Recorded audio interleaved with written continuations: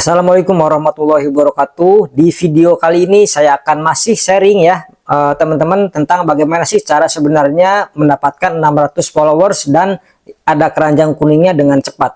Nah, dengan cepat ini tentu nggak instan ya. Maksudnya dalam artian banyak di luar sana yang membutuhkan waktu 9 bulan, 7 bulan, atau bahkan mungkin 1 tahun lebih untuk bisa mencapai 600 followers dan ada keranjang kuningnya.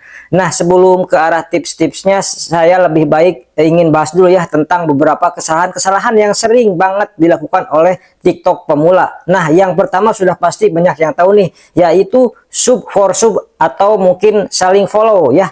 Saya sudah selalu mengingatkan teman-teman untuk jangan support. Kenapa? Karena ketika teman-teman sub for sub atau gotong royong yang katanya itu sama aja, kalian kayak gotong royong untuk sama-sama membuat konten teman-teman menjadi lebih lambat berkembangnya. Ya, teman-teman gotong royong support itu berapa sih yang bisa teman-teman dapatkan? 1000 subscriber atau 500 followers atau 1000 followers.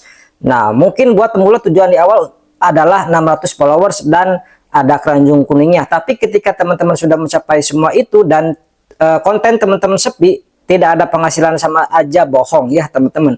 Ujung-ujungnya teman-teman ingin terus-terusan seperti itu ya. Jangan sampai usaha teman-teman itu sia-sia hanya karena satu kesalahan tersebut. Nah, mungkin teman-teman akan bilang, wah bang, saya kan pemula, saya nggak ada jalan lain selain saling follow, nggak ada jalan selain sub for sub atau gotong royong seperti ini. Nah, sekali lagi ya teman-teman, TikTok itu mempunyai algoritma TikTok, mempunyai kecerdasan secara mesin yang dimana akan mengenali konten teman-teman dan akan mempromosikan video-video teman-teman jika teman-teman tidak melakukan kesalahan-kesalahan yang memang sebenarnya dilarang ya. Sub for sub atau saling follow, sekali lagi saya ingatkan, jika teman-teman acak-acakan gotong royong, kunjung satu dengan yang lain tanpa benar-benar memikirkan teman-teman, benar-benar orang yang nggak minat sama konten teman-teman, maka secara mesin akan menilai bahwa konten teman-teman ini benar-benar membingungkan. Konten teman-teman ini nggak jelas peminatnya. Oke, misal teman-teman membuat konten seperti saya ini ya, itulah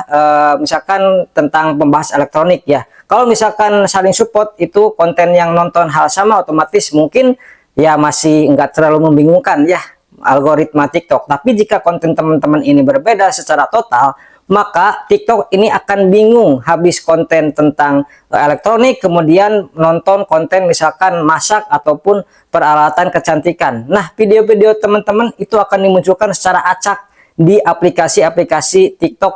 Orang-orang yang nggak jelas itu teman-teman, jadi TikTok menilai konten teman-teman ini misal ditonton sama si A ya, nonton di tentang si B, sedangkan konten teman-teman itu tentang elektronik, otomatis TikTok akan mencatat bahwa si A ini termasuk menonton video tentang elektronik. Nah, kalau teman-teman support sub tadi hanya karena gantian amanah dan lain sebagainya, hal ini membuat algoritma TikTok itu jadi salah. Algoritma TikTok affiliate itu sebenarnya sangat bagus teman-teman, tapi kita sendirilah yang membuat algoritma ini menjadi berantakan ya. Mulai sekarang stop deh ya, stop support, stop gotong royong, stop saling follow. Kenapa? Kalian memanfaatkan aja, kalian fokuskan aja untuk optimasi video berupa SEO atau misalkan judul ataupun sampul TikTok yang lebih baik. Waktu teman-teman nggak buang sia-sia ya.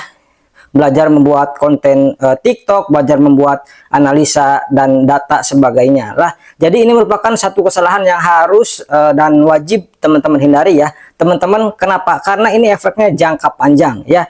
Teman-teman, jika nanti sudah ada keranjang kuningnya, mengumpulkan misalkan 600 follower, itu bakal susah setengah mati teman-teman. Sekali lagi hindari kesalahan ini. Dan yang kedua, teman-teman harus fokus membuat konten setiap hari. Jangan terusik atau jangan terganggu dengan hasil report ya, seperti itu ya.